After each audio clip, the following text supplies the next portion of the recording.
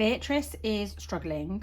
After the death of her mother, she withdraws from everything and everyone and finds herself unable to leave the house and venture outside. A lifetime of acting is gone, and she's left learning who her real friends are or aren't. And as I'm sure many of us have experienced, we find that traumatic events have a way of showing us exactly who sticks around and who doesn't.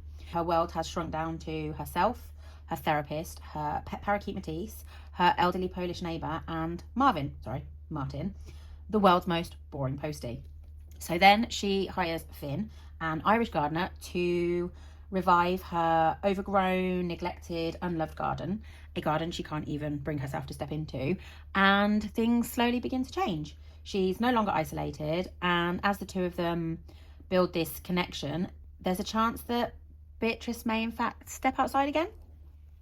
Now, this was an incredibly insightful and interesting book, and I did read the author's note at the end, and I learned that a lot of this was based off of Charlotte's own life experiences, and this definitely added to the vulnerability and authenticity of the story. Now, whilst it did teach me a thing or two, because, I for one have never experienced agoraphobia, I can't even begin to fathom what it's like to feel trapped in such a way that you can't even step foot outside. However, I do know what it's like to be trapped inside your own mind. Now, I know this isn't the same, not by a long shot, but the thoughts, the feelings, the effects of anxiety disorders, however they may present, felt incredibly relatable. Now, this was written in past and present timelines, as well as the 4 seasons. You get to learn about Beatrice, you get to learn about her mother and everybody in her life. She is somebody who is so full of wit and dark humour, and I think that for a lot of us who do suffer with our mental health, we do use humour as a crutch and find ourselves laughing in the face of trauma. Because for many of us, humour does become this coping mechanism, and it definitely does for me. But quite frankly, I think it's very much needed amongst all the dark and serious moments, especially when it's in the form of a foul-mouthed parakeet called Matisse.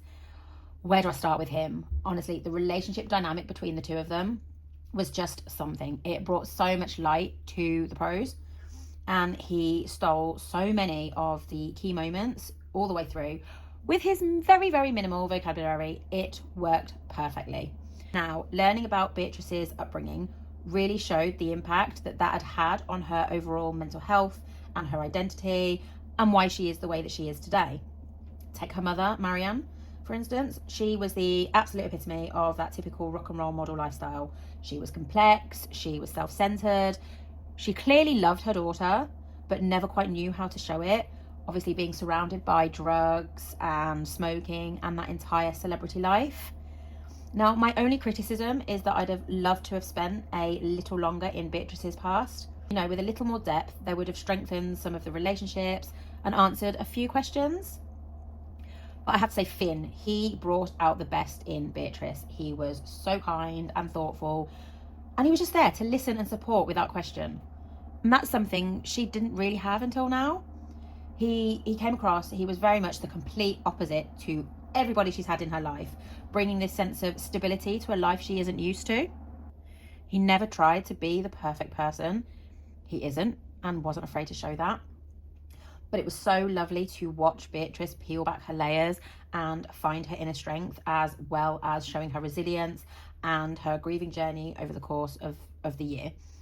She was able to stand up to her own mind, and it was so humbling to read.